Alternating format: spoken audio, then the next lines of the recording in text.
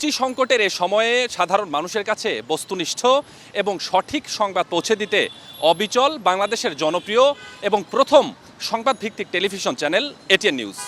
দর্শক, আমন্ত্রণ জানাচ্ছি এটিএন নিউজের নিয়মিত আয়োজন আমাদের কথা অনুষ্ঠানে। আপনাদের সঙ্গে আছি আমি স্বপন আহমেদ। আমাদের কথার আজকের বিষয় অগ্রগতির 14 বছর পেরিয়ে 15 বছরে পা রাখল বাংলাদেশের সবচেয়ে জনপ্রিয় এবং প্রথম সংবাদভিত্তিক টেলিভিশন চ্যানেল এটিএন নিউজ।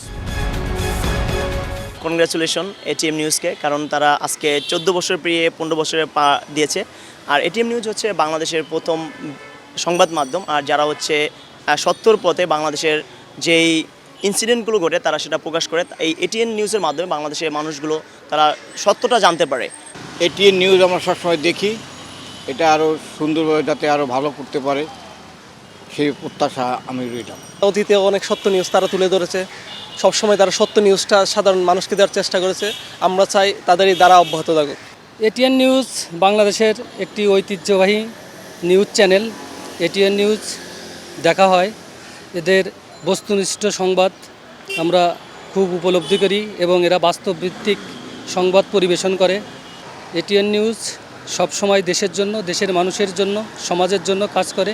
শুরু থেকেই যে ইন্ট্রোডিউসিং ওনাদের ছিল এই চ্যানেলের, মোটামুটি আমরা আশা করতে পারি যে ওনারা নিরপেক্ষ এবং বস্তুনিষ্ঠ সংবাদ জনগণের কাছে পৌঁছে দেওয়ার জন্য আপনাদের পুরা এটিএন নিউজের পুরা গ্রুপ এবং আপনাদের যে সমস্ত বাংলাদেশে যে সমস্ত সাংবাদিক ভাইরা আছেন এবং এই কলাকুশলী যারা আছেন তারা চেষ্টা করেছেন। খবরের উপস্থাপনা বলেন, তারপরে বিভিন্ন খবরগুলো বলেন, খুব বস্তুনিষ্ঠ আর খুব অথেন্টিক হয় অন্যান্য চ্যানেলের তুলনায়।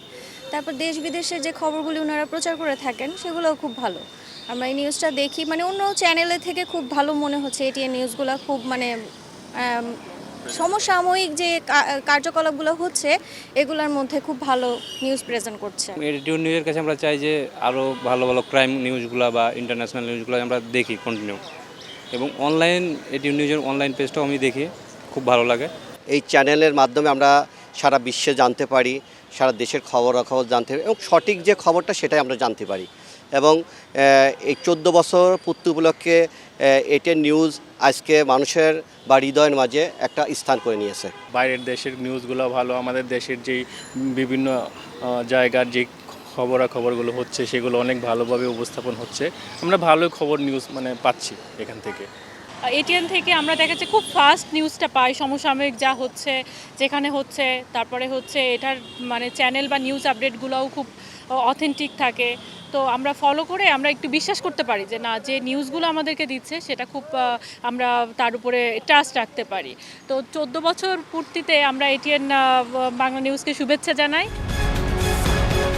অগ্রগতি 14 পেরিয়ে 15তে যাত্রা শুরু করলো এটিএন নিউজ।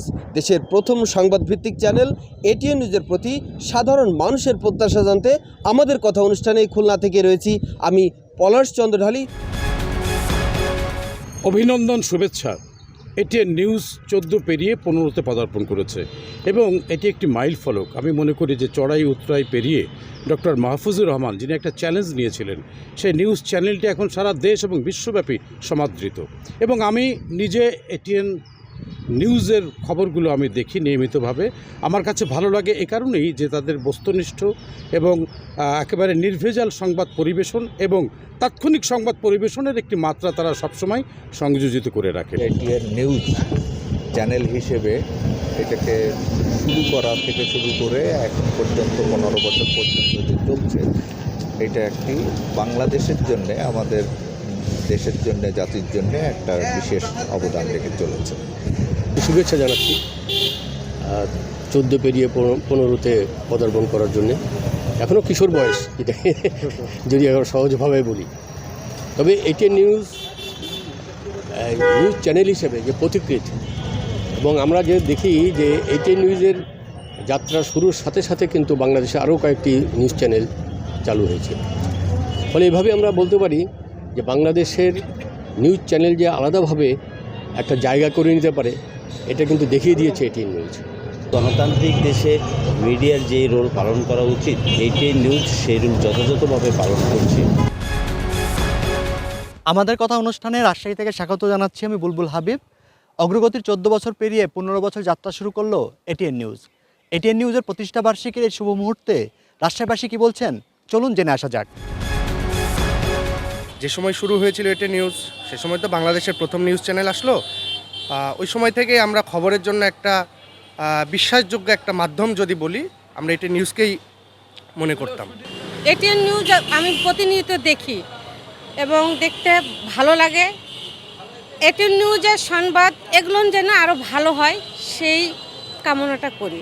আগামীর যে পথ সেটা তাদের জন্য মসৃণ হোক এবং যে বস্তুনিষ্ঠ সংবাদ তারা তুলে ধরছে সেই ধারা যেন অব্যাহতি থাকে।